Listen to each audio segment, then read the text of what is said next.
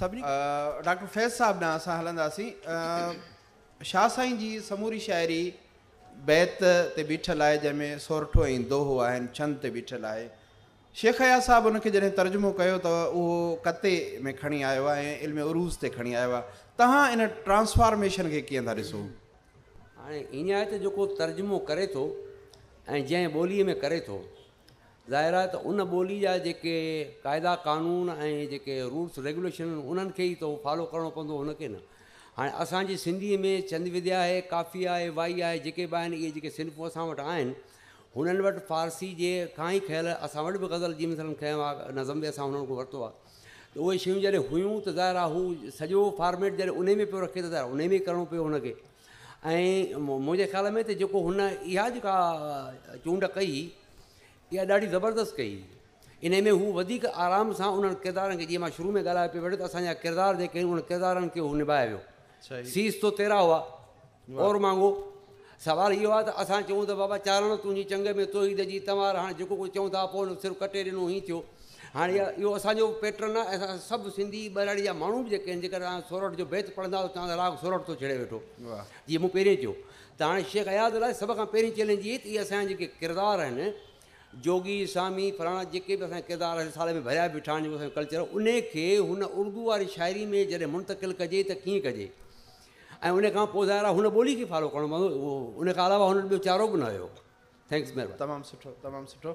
Doctor Fatima Hasan साहिबा, आप इस funny तजर्बे को किस तरह देखती हैं? क्योंकि पहले तो फ़िक्र पे बात हुई कि वो जो फ़िक्र शाह की शायरी का है, एक गुनागुन फ़िक्र है जिसमें जमालियात है, हुस्न है, खूबसूरती है, कल्चर है, तारीख़ है और तलमीहात हैं, तशबीहात हैं, इस्तारे हैं, उनकी डिलीवरी की बात हुई। तो आप इस फ़नी तजर्बे को किस तरह देखती हैं?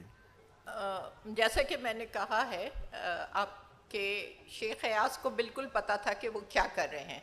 आप देखिए कि जहाँ उन्होंने अब्यात का तर्जुमा किया है, वहाँ उन्होंने गज़ल और गीत का रंग इख्तियार किया है, वही फॉर्मेट रखा है, वही उरूज़ रखी हैं। और जहाँ उन्होंने वाई का तर्जुमा किया है, वहाँ नहीं, अब्यात को गज़ल और दोहों में रखा है और वाई को गीत में रखा है। इस और तरतीब वही रखी है जो शाजो रिसालों की, वही 29 सुर हैं, उसी तरतीब में उन्होंने वाई जो आखिर में है उसी तरह रखी हैं।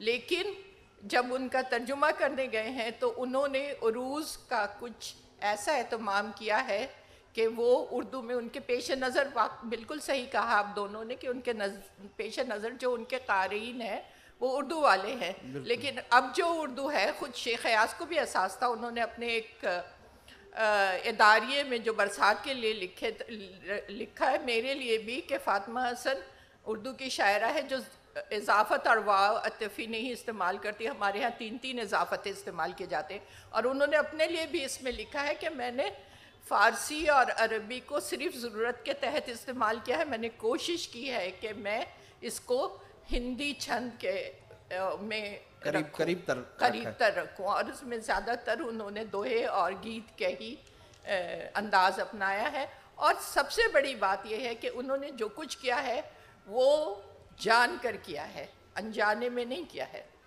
उन्होंने तो ये भी कहा था कि मुझे लगता है कि कुछ चीज़ें शाह साहब से रह गई हैं जो मैं कंप्लीट कर रहा हूँ। कुछ रह गई हैं, लेकिन उन्होंने ख़ुद को शाह के पास बैठ के भी महसूस किया है। वो जो भीट पे बैठा हुआ शख्स है उसको महसूस करके लिखा। और फिर वो खुद देखिए उनके जुमले कितने अच्छे हैं। जो मैं तो उनके जुमलों की जो नसर है उसकी मद्दाह, उसके 2-3 जुमले मैं आपको सुनाती हूँ, उससे आपको अंदाज़ा होगा कि कितना पढ़ के और समझ के उन्होंने किया है। वो लिखते हैं कि शाह लतीफ़ सिर्फ तसव्वुफ़ पसंद नहीं बल्कि तसव्वुफ़ परस्त थे। उनकी तसव्वुफ़ परस्ती की मिसाल इससे बढ़कर क्या होगी कि पूरे कलाम में अनगिनत रंगा रंगियों के बावस तसव्वुफ़ का बुनियादी नस्मुल ऐन हर जगह मौजूद है। एक और है जुमला कि दुनिया के अजीम तरीन शायरों की तरह शाह ने भी अलमिया की कैफियत को रूहानी बालिदगी के लिए ज़रूरी समझा है, यानी अलमनाकी को। फिर वो लिखते हैं सुर मारई के सारे किरदार अपनी नक्लो हरकत में कई मुतसव्वाना नज़रियात लिए हुए हैं और उनका महाकाती पस मंज़र रूह इंसान की तरक्की व तनज़्ज़ुली का गम्माज़ है। शाह की फ़नी बारीक बीनी का ये बहुत बड़ा कमाल था कि उन्होंने अपने गिरदोपेश की ज़िंदगी और रंगारंग हुस्न को नज़रअंदाज नहीं किया, बल्कि अपने मखसूस अंदाज में बयान कुछ इस तरह समोया है कि एक तरफ तो इस दौर की तहजीबी व तमद्दुनी ज़िंदगी का नक्शा हमारे सामने आ जाता है और दूसरी तरफ हम बक़द्र फ़िक्र व नज़र इसका इतलाक़ मुतसफ़ाना नज़रिए हयात पर कर सकते हैं। अब मैं आपको ये बताऊं कि जो शाह का किरदार और जो माहौल है और वो जो सकाफ़त है उसमें दिखाई गई है, वो पूरे बरे सग़ीर की है। वो जोगी जो है वो उस वक्त के बरे सग़ीर में वो कोई अजनबी नहीं थे, वो राग अजनबी नहीं थे, वो एकतारा अजनबी नहीं था, वो तंबूरा अजनबी नहीं था, कुछ भी अजनबी नहीं है किसी भी उस दौर में। आज हम चाहे कितने पार्टीशन बना लें, हम कितने वो कह लें कि ये फला जगह की तहजीब है, वो सिंध की तहजीब हिंद की तहजीब थी और हिंद की तहजीब सिंध की तहजीब थी। जो कि इधर आते थे उधर जाते थे, वो शाह यहाँ बैठे हुए सबको लिख रहे थे। तो और तसव्वुफ़ जो है जो ईरान से आया था यहाँ पे, वो भी मुश्तरक तसव्वुफ़ था, चाहे वो हिंदी उसमें ढला, राग में ढला, या उसको अमीर खुसरो ने लिखा या शाह ने लिखा या सचल ने लिखा, सब ने उनको कुछ महसूस करके और आवाम से करीब रहकर लिखा। बहुत आला, बहुत आला। मैडम आऊं हिकिड़ो बैत पढ़ां थो जेको तर्जुमो कयो आहे शेख हयात साहब, ऐं उन खां पोइ आऊं सवाल तरफ़ ईंदुसि। आ रही है सदाए या राजा, आ रही है सदाए या राजा, तेज़ तर ए वफा शुआ राजा, इश्क जीने का एक बहाना है, इश्क जीने का एक बहाना है, ए शनासाए हिजर या राजा, तेरी यादों में खोई खोई सी है अज़ल की कोई पुकार आजा, हुस्न यकता कुशां कुशां आए, ए तमन्नाए बेकरार आजा, मावराए हयात है कोई, मावराए हयात है कोई, तेज़ तर ए नफ्स शुमार आजा, जलवे दोस्त खुद तेरी खातिर, कब से है महवे इंतज़ार आजा। शेख हयात साहब जॾहिं गहराई सां असां उहो तर्जुमो पढ़ूं था त असांखे लॻे थो त हू टिनि चइनि शहरनि जो तर्जुमो कंहिं हिकिड़े शहर में करे ऐं उनखे पेश करे थो। तव्हां इन तजुर्बे खे कीअं था ॾिसो? शायदि शाह साहब जी जेका शाइरी आहे, हिकिड़ो बैत मूंखे त ईअं लॻंदो आहे, हिकिड़े बैत खे असां हिकिड़ो दफ़ो पढ़ूं था त हिकिड़ी माना सम्झ में थी अचे, वरी ॿ चारि ॾींहं तरसी या कुझु वक़्त खां पोइ पढ़ो त हिकिड़ी ॿी माना अञा नई माना थी नज़र अचे। ऐं अहिड़े तरीक़े सां हुन खे तव्हां ॾिठो हूंदो त मुख़्तलिफ़ मकतब फ़िक्र जा माण्हू जॾहिं शाह खे तशरीह करणु शुरू था कनि त कम्यूनिस्ट आहे त उहो उन मां कम्यूनिस्ट आइडिया कढियो वठे, जेकॾहिं नेशनलिस्ट आहे त उहो उन मां उहो कढियो थो वठे। त जॾहिं हिकिड़े शाइर में एतिरी हमगीरियत आहे जो हुन जे शाइरीअ मां केतिरियूं ई मुख़्तलिफ़ मानाऊं निकिरी थियूं सघनि, त पोइ ज़ाहिरी ॻाल्हि आहे मुतरजुम जेको हुन जी ॿोलीअ खे इन हद ताईं सम्झे थो जो ॼण रूह में हुन जे रचियल आहे। शाह जी शाइरी हर कंहिं आम माण्हूअ खे शायदि घटि सम्झ में ईंदी हूंदी। शेख हयात जहिड़े शाइर खे शाह लतीफ़ आउं सम्झां थी हर पढ़णीअ में मुख़्तलिफ़ लॻंदो हूंदो, त हुनखे उहो ॿुधाइण लाइ, उहो सम्झाइण लाइ हर दफ़े हिकिड़ी नई माना ॾियणी आहे, त तंहिंजे करे हू उनखे इन अंदाज़ सां तर्जुमो करे थो त जीअं हुन जूं सभई मानाऊं जेके आहिनि से हिकिड़े हंधि गॾु थी सघनि, का रहिजी न वञे ऐं पोइ बि रहिजी वई। ऐं तव्हां जेको जीअं पढ़ियो उन मां आउं त इहो ई चवंदसि त जेकॾहिं तव्हां, छो जो गॾु तव्हां सिंधीअ जो कोन पढ़ियो, त अगरि को माण्हू ईअं ई पढ़े त हू सम्झंदो त हिकिड़े सुठे शाइर जी सुठी शाइरी आहे, तर्जुमो न बि खणी चइजे। त शेख हयात जी ख़ूबी आहे त हुन जो जेकॾहिं चइजे त न ॿुधाइजे त हीउ शाह जो तर्जुमो आहे, त हुन जी शाइरी पंहिंजे लेखे उर्दूअ जी तमामु आला शाइरी जे दर्जे ते पहुतल आहे, छो जो हुन शाह जे शाइरीअ जो रूह जेको आहे, जौहर जेको आहे, उहो कैप्चर करे वरितो आहे। हाणे उन मां हुनखे मुख़्तलिफ़ अंदाज़ सां पेश करे थो ऐं उहो जहिड़ो कर। तव्हांखे यादि हूंदो त जॾहिं शेख हयात जे हिन तर्जुमे खे तमामु घणो साराहियो वियो त कुझु माण्हुनि दावा कई त फलाणे लिखी सम्झायसि, आफ़ाक़ सिद्दीक़ी लाइ चवंदा हुआ त बल्कि शायदि उन दावा कई हुई त मूंखां पुछी लिखियो हुई या मूं लिखियो। त आफ़ाक़ सिद्दीकी पंहिंजो पाण ओॾो वॾो उर्दूअ जो शाइर हुजे हा त मंझि हा त अहिड़ी शाइरी कंदो। करे बिल्कुलु बिल्कुलु। त इन जो मतिलबु त हुन में एॾी वॾी ख़ूबी आहे जो उर्दूअ जो हिकिड़ो शाइर इहो चवण ते मजबूर थी पियो त इन में मुंहिंजो कंट्रीब्यूशन आहे, वाह। क्लेम करण जी ज़रूरत महसूसु कई। त शेख अयाज़ उहे मानाऊं जेके आहिनि उहे मुख़्तलिफ़ अंदाज़ में ॾियण जे लाइ करे हुनखे एतिरो घणा रंगो ऐं एतिरो घणा रुखो रखियो आहे जो शाह जूं तक़रीबन सभु मानाऊं जीअं हुन में अची वञनि। ज़बरदस्त। सुरमूमल राणे मां हिकिड़ो बैत आहे, डॉक्टर फैज़ साहब मां तव्हां ॾांहुं ईंदुसि त जंहिं तड़ धूणियूं धून चोटा चंदन चिक करियो, अचनि भंवर बंभोलिया पाणी तह पून, रावल रत रून को विह लॻो वासिए। शेख अयाज़ साहब हुन जो तर्जुमो कयो आहे त बसाकर जुल्फ में संदल की खुशबू, जहाँ आती थी वो मुमल नहाने, वहाँ भटके हुए गर्दाब अक्सर अब आते हैं नए फितने जगाने, सुना है कितने ही नाकाम उल्फत वहाँ आते हैं अश्के खूं बहाने। त हाणे इन जेको छाकाणि त जीअं मैडम हिकिड़ी ॻाल्हि कई त शेख अयाज़ साहब उनखे ट्रांसफॉर्म थो करे, शइ खे सम्झी करे हज़म करे ऐं हिकिड़ो क्रिएटिव जेको आहे सो बिल्कुलु ट्रांसक्रिएट पियो करे, त माना ॿीहर जहिड़ो करे तख़लीक़ी अमल मां गुज़रे पियो। त इहो ॿिटे तख़लीक़ी अमल मां गुज़रण वारी कैफ़ियत खे तव्हां कीअं था सम्झो? जेका कैफ़ियत सिंधी बेत में आहे उन जे जमालियाती बीहक ऐं उन जे किरदार मूमल खे जॾहिं शेख सम्झी थो वठे त ज़ाहिर आहे उन किरदार जी घुर, उन जमालियात जी घुर जेका आहे, जेका शइ हुन खां घुर करे थी त हू उन शइ खे ई खणंदो। ऐं जेका सोशल साइंस आहे उहा ॿुधाए थी त हक़ीक़त, घुर्ज ऐं हरकत, हिकिड़ी हक़ीक़त आहे, हिकिड़ी रियलिटी आहे त पोइ नीड आहे त उहा पोइ उन सां गॾु मोशन्स आहे। शेख अयाज़ जेको आहे जॾहिं हुनखे उहो माल मटीरियल जॾहिं मिले थो त उहा सॼी जमालियाती जेका बीहक ऐं किरदार जी घुर इंतज़ार घुर उहा कंदी त उन मां हिकिड़ी अंदरि जो आवाज़ु कढी उन शइ खे रखण जी ज़रूरत महसूसु थिए थी। त शेख अयाज़ उन में निभाउ करे थो, इहा हक़ीक़त आहे। सुठो सुठो। भरिसां तुंहिंजे भिट धणी झले बीठुसि झोल, ॾिनई ॿ टे बोल। ताजो साहब को इशारो पियो करे पर असां ताईं पर्ची पहुती आहे, त हाणे सवालनि जवाबनि न अचो जो सिलसिलो उहो बि आहे। उनजा लतीफ़ साईं पंहिंजी शाइरी में माना जो ऐं कल्चर जो ऐं तारीख़ जो गूनागून जहान खणी आयो आहे जंहिंजो मिसाल नथो मिले। इन ई नौजवान तर्जुमे ते कमु कयो आहे।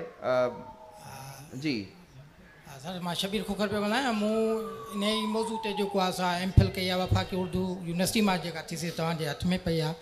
हाणे हिन में हिकिड़ो शेर आहे, मुंहिंजो सुवालु इहो आहे त हल्के जुल्फ़ यार से आगे आरज़ू का सिलसिला न मिला। हाणे हिकिड़ो मिसरो आहे, ठीकु आहे, इन खे मूं ॾाढो पंहिंजे इन तहक़ीक़ में ॻोल्हियो पर इन जो मूंखे असुलु मतन में सुराग न मिलियो।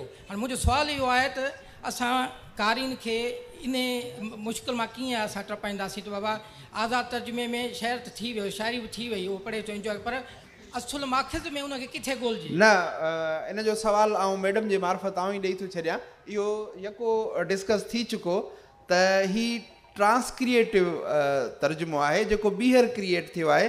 तव्हांखे उहो जेको असल मतन आहे उहो शायदि किथे बि न मिले, छाकाणि त मुख़्तलिफ़ उन्हनि सूरतुनि में उहो मौजूदु आहे। उनजे करे इहो इन ते ज़िक्र करे चुकासीं, इन ते बहस करे चुकासीं। ॿियो कोई सवाल प्लीज़? सर, मुंहिंजो नालो इंजीनियर ज़ुबैर कलवड़ आहे। मुंहिंजो मैडम फहमीदा हुसैन जो सवालु आहे त जेको नेक्स्ट ट्रम्प जेको तर्जुमो कयो शाह साहब जो, उन में इहा ख़बर पए थी त उन कहिड़े जेको आहे शेर जो तर्जुमो कयो आहे।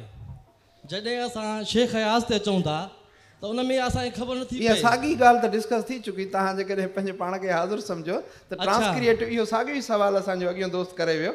अच्छा, त इन जो जवाबु इहो त ट्रांसक्रिएटिव ही हिकिड़ो तर्जुमो आहे जेको ॿीहर तख़लीक़ी अमल मां गुज़री। असांजो आख़िरी सवाल जेको जी जी मैडम चाहींदसि, ॾिसो तर्जुमो हिकिड़ो फ़न आहे।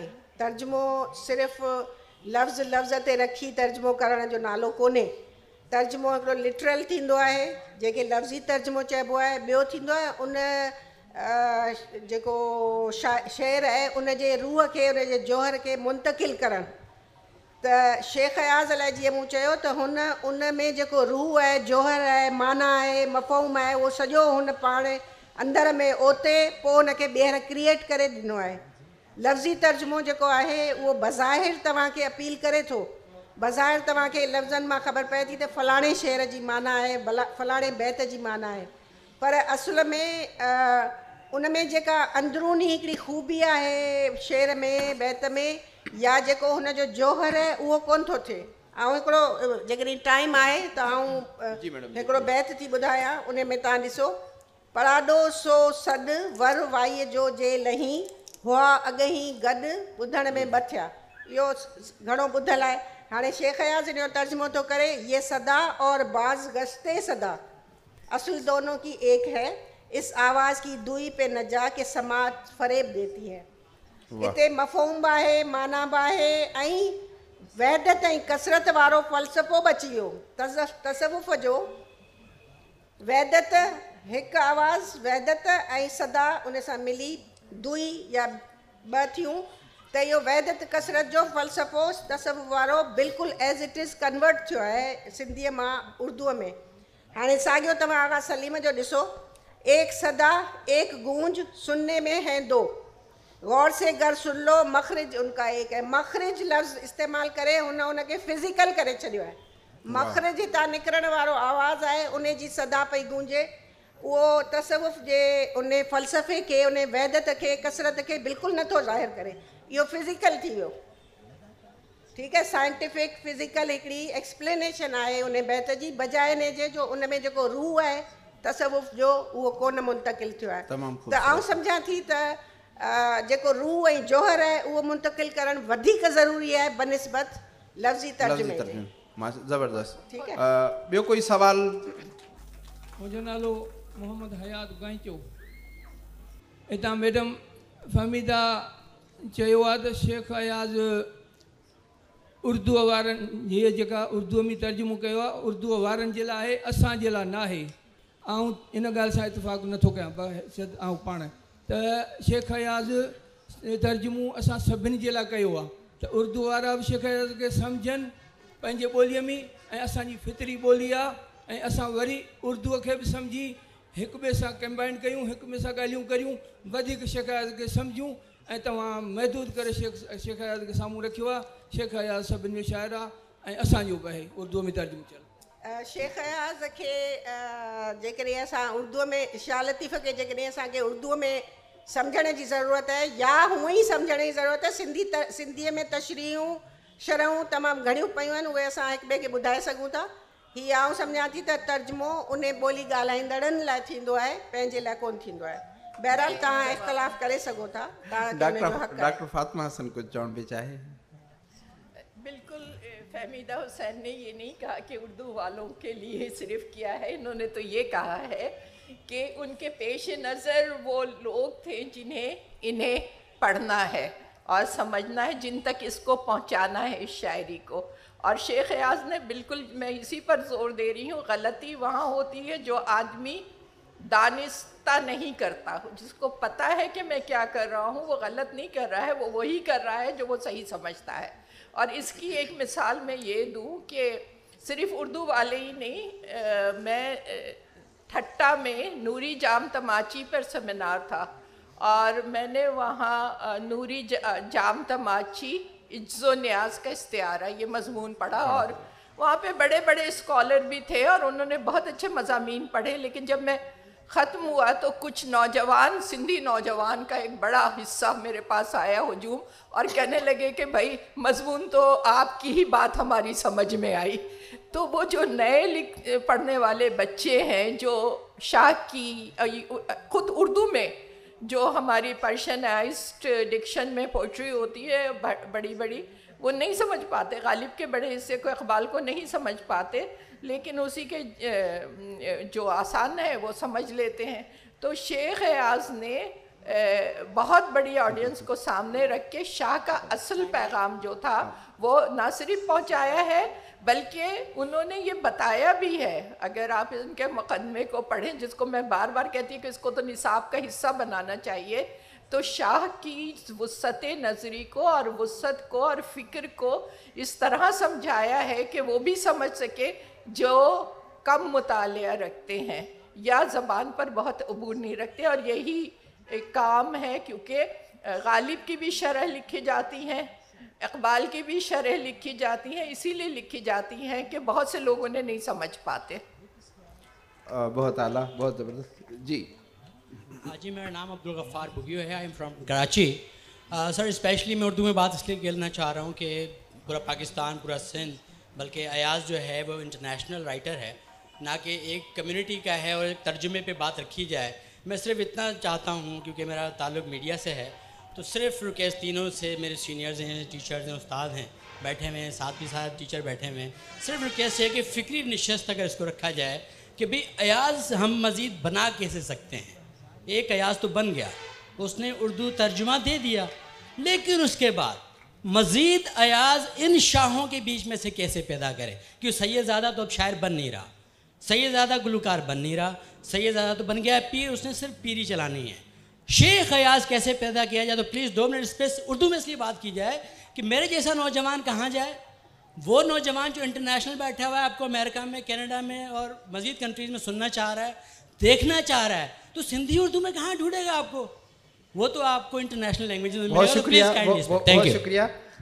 इसका जवाब अगर आपको वाकई जेन्युइन चाहिए तो मैडम नूरुल शाह साहबा बैठी है, वो वहाँ दे देंगी, लेकिन हम पैनलिस्ट से मालूम करते हैं। मैं कहना चाह रही थी कि एक सैयदजादी उधर बैठी हुई है और एक सैयदजादी इधर बैठी हुई है और दोनों सैयदजादी अपनी अपनी जगह ठीक ठाक लिख रही है, तो इसलिए मैं ये समझती हूँ कि ये सवाल इस वजह से किया गया है कि अब शेख अयाज़ को अंग्रेज़ी में तर्जुमा करने की ज़रूरत है ताकि वो बैनुल अक़वामी सतह पे माने जाने चाहिए। और ये तो बिल्कुल दुरुस्त बात है कि हमारे तमाम शोरा को उर्दू, अंग्रेज़ी, जितनी भी ज़बानों में हम कर सकते हैं करें। और नेक्स्ट मेरा ख़्याल है अयाज़ मेलो के नेक्स्ट ईयर जो होगा उसमें किसी न किसी को शेख अयाज़ को अंग्रेज़ी में तर्जुमा करके आपके सामने पेश करना पड़ेगा।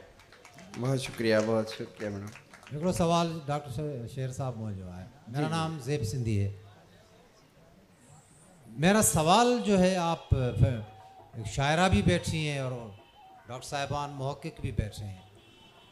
मेरा सवाल ये है कि क्या शायरी को उसकी रूह के साथ किसी और ज़बान में मुंतकिल किया जा सकता है, और ख़ास तौर पर मंजूम शायरी को नज़्म की सूरत में मुंतकिल करना मेरा ख्याल है कि बहुत मुश्किल काम है, उसमें थॉट किल हो जाता है ज़्यादा। मेरा ख्याल जहाँ तक है कि मंजूम शायरी को अगर उसका थॉट मुंतकिल करना है आपको, तो वो नसरी नज़्म की सूरत में होना चाहिए।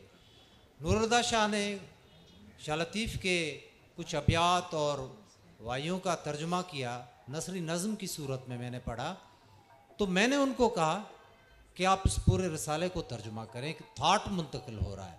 जबकि शेख अयाज़ ने और आगा सलीम ने मंजूम तर्जुमा किया है, तो वो कहाँ तक थाट मुंतकिल होता है, क्या उसमें थाट किल नहीं होता और कितनी परसेंटेज किल होता है, इस पर आप ज़रूर कुछ गुफ्तगू फरमाइए। मेरा ख्याल ये है कि नूरुल हुदा शाह ने इसी वजह से ये काम हाथ में लिया है और इनके साथ हम साथ होते हैं जब ये तर्जुमे होते हैं। इस बात की ज़रूरत नौजवान नस्ल के लिए महसूस की गई, इसलिए उन्होंने ये किया, क्योंकि हमारी नई नस्ल जो है वो शाह लतीफ़ को समझने में दावा ये करते हैं कि हम सिंधी बोलते हैं, मगर सिंधी शाह लतीफ़ की नहीं समझते। शहर में रहने वाले नौजवान जो हैं वो भी नहीं समझते। तो अगर हम उसे मंजूम उर्दू तर्जमा करते हैं तो आपकी बात बिल्कुल सही है, मैं इसे एग्री करती हूँ कि रूह जो शायरी की होती है वो मंजूम तर्जमे में नहीं मुंतकिल होती, लेकिन किसी हद तक ख्याल जो है वो आ जाता है। और इस वजह से हम ये बात नहीं कह सकते कि नहीं करनी चाहिए। जो कर सकता है, इतना बड़ा शायर है शेख अयाज़, वो अगर कर सकता है तो करे, अगर नहीं कर सकता तो फिर नौजवानों को समझाने के लिए या उनको शायरी की रूह मुंतकिल करने के लिए आज़ाद तर्जमा भी वेलकम करना चाहिए। ये सवाल मुझसे एक दफ़ा टीवी पे भी किया था, आप थे मेहरानी साहब, तो मैंने कहा था कि रूह पहचानने के लिए तर्जुमा करने वाले में भी रूह होनी चाहिए। बहुत अच्छी बात देखना ये है कि वो तर्जुम कौन है। तो हैत कुछ नहीं है, अगर नूरुल हुदा शाह करेंगी तो उनमें रूह है, वो पहुंचा देंगी, और शेख अयाज करेंगे तो उनमें भी रूह थी। इसी बात पे हम अपने इस सेशन को ख़त्म करेंगे और ज़ेब सिंधी साहब की इस बात थोड़ा सा आगे बढ़ाते हुए इस सेशन से मैं ये ज़रूर सवाल रखना चाहूँगा कि इस शेख अयाज साहब के तर्जमे का जो बुनियादी बेस है वो मखदूम अमीर अहमद साहब का उर्दू तर्जमा, नसरी उर्दू तर्जमा था, वो हमारे सामने नहीं आया। ताज जो साहब बैठे हैं, अगर वो कहीं से खोद लाते हैं तो कौम के लिए उनका ये बहुत बड़ा काम होगा। स्टेज ते वेठल ऐं सभिनी मानायतुनि शख़्सियतुनि जो तमामु घणो थोराइतो आहियां। ख़ासि तौर मैडम फहमीदा हुसैन, ॾाढी पुरमग़ज़ ॻाल्हियूं थियूं। डॉक्टर फातिमा हसन, डॉक्टर फैज़ साहब। लतीफ़ साईं चयो त थोरा न थोरा मुते मारूअड़नि जा, थर में वारी थोरड़ी तिहां घणेरा, भलायूं ऐं भेरा घणे घणे दुस केतिरा, तव्हांजा लख लाइक़।